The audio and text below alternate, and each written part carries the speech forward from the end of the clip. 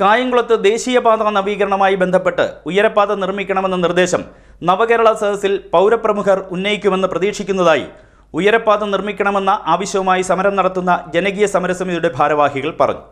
സമരസമിതിയെ സദസ്സിൽ പങ്കാളികളാക്കാത്തതിൽ പ്രതിഷേധമുണ്ടെന്നും ഭാരവാഹികളായ ദിനേശ് ചന്ദന, അബ്ദുൽ ഹമീദ് ആയിരത്ത് എന്നിവർ അറിയിച്ചു. ശനിയാഴ്ച കായംകുളത്ത് നടക്കുന്ന നവകേരള സദസ്സിൽ കായംകുളത്ത് ദേശീയപാത നവീകരണവുമായി ബന്ധപ്പെട്ട് ഉയരപാത നിർമ്മിക്കണമെന്ന നിർദ്ദേശം പൗരപ്രമുഖർ ഉന്നയിക്കുമെന്ന് പ്രതീക്ഷിക്കുന്നതായി ഉയരപാത വേണമെന്ന് ആവശ്യപ്പെട്ട് സമരം നടത്തുന്ന ജനകീയ സമരസമിതിയുടെ ഭാരവാഹികൾ പറഞ്ഞു. സമരസമിതിയെ നവകേരള സദസ്സിൽ പങ്കാളികളാക്കാത്തതിൽ സംഘടനയ്ക്ക് പ്രതിഷേധമുള്ളതായും ഭാരവാഹികൾ അറിയിച്ചു. കായംകുളം നിലവിൽ നേരിടുന്ന ഏറ്റവും വലിയ പ്രശ്നമായ അശാസ്ത്രീയ ദേശീയപാത നിർമ്മാണം കായംകുളത്തെ സ്നേഹിക്കുന്ന പൗരപ്രമുഖർ മുഖ്യമന്ത്രിയുടെ മുന്നിൽ അവതരിപ്പിക്കുമെന്ന് തന്നെയാണ് പ്രതീക്ഷിക്കുന്നത്.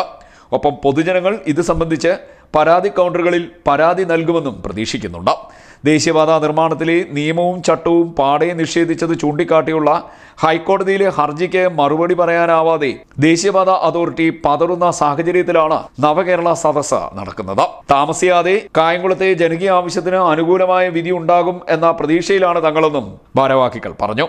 തുടർ നടപടികൾ വിജയിപ്പിക്കാൻ ജനപ്രതിനിധികൾക്കും വിവിധ രാഷ്ട്രീയ പാർട്ടികൾക്കും പൊതുജനങ്ങൾക്കും ഉത്തരവാദിത്വം ഉണ്ടാകണമെന്നും സമരസമിതി ഭാരവാഹികളായ ദിനേശ് ചന്ദന, അബ്ദുൽ ഹമീദ് ആയിരത്ത് എന്നിവർ പറഞ്ഞു. CDNet news, Kayamkulam.